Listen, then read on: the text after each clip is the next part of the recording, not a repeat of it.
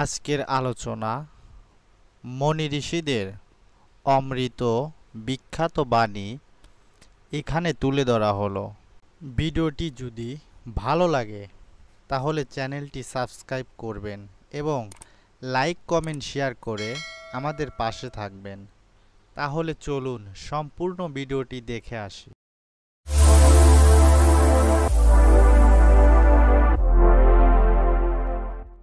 ধার্মিক হতে চাইলে প্রতিদিন রাতে শোবার সময় সারাদিন কাজের হিসাব নিকাশ করবি, অর্থাৎ ভালো কাজ কি করেছিস এবং মন্দ কাজ কি করেছিস সেটা ভেবে মন্দ কাজ যাতে আর না করতে হয় তার জন্য দৃঢ় প্রতিজ্ঞ হবি। দেখো, যেখানে ত্যাগ নেই, আছে মোহ ও আসক্তি, সেখানেই যত দুঃখ, দৈন্য ও অশান্তি।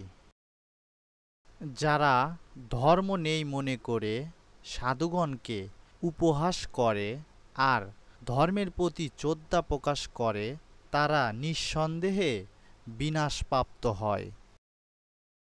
সচেতন হতে হবে। অসচেতনাই জীবনের ধর্ম হয়ে দাঁড়িয়েছে। নিরন্তর অভ্যাস এবং চেষ্টার ফলে তাকে সচেতনায় রূপান্তরিত করতে হবে। কাম ক্রোধ সব রিপুই অচেতন, মনের স্তরে স্তরে সুপ্ত অবস্থায় রয়েছে। সুযোগ পেলেই তারা প্রকাশ হয়, কারণ মানুষ তাদের অস্তিত্ব সম্বন্ধে সচেতন হয়।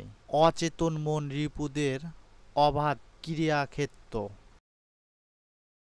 মন যা বলে শোনো, কিন্তু আত্মবিচার ছেড়ো না, কারণ মনের মতো প্রতারক আর কেউ নেই।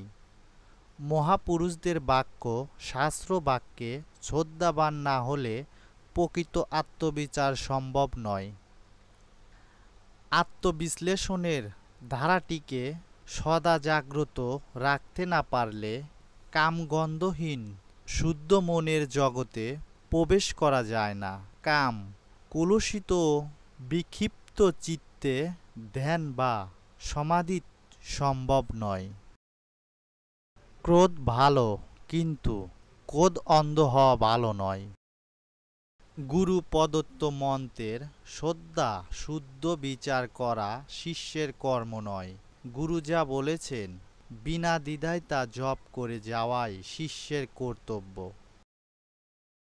বিদ্যা তপস্যা, ইন্দ্রিয় সংযম ও লোক পরিত্যাগ ছাড়া কেউই শান্তি লাভ করতে পারে না। অহংকার চলে গেলে নিজের মনই নিজের গুরু হয়।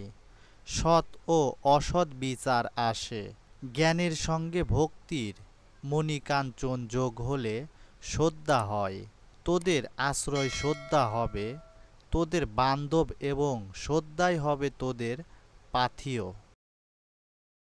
ইচ্ছাই হোক অনিচ্ছাই হোক, যে সন্তান মায়ের আদেশ পালন করে ভগবান তার মঙ্গল করেন।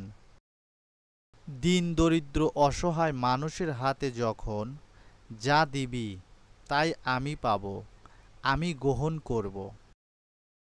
দরিদ্রতায় ভরা সমাজের দুঃখ দূর করার জন্য সর্বদা চেষ্টা করবি।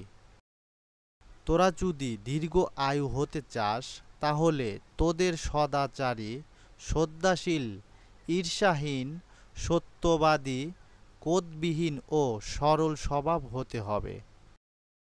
শেষ পর্যন্ত ভিডিওটি দেখার জন্য আপনাকে অনেক অনেক ধন্যবাদ।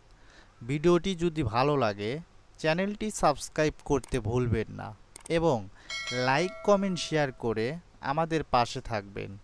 ধন্যবাদ।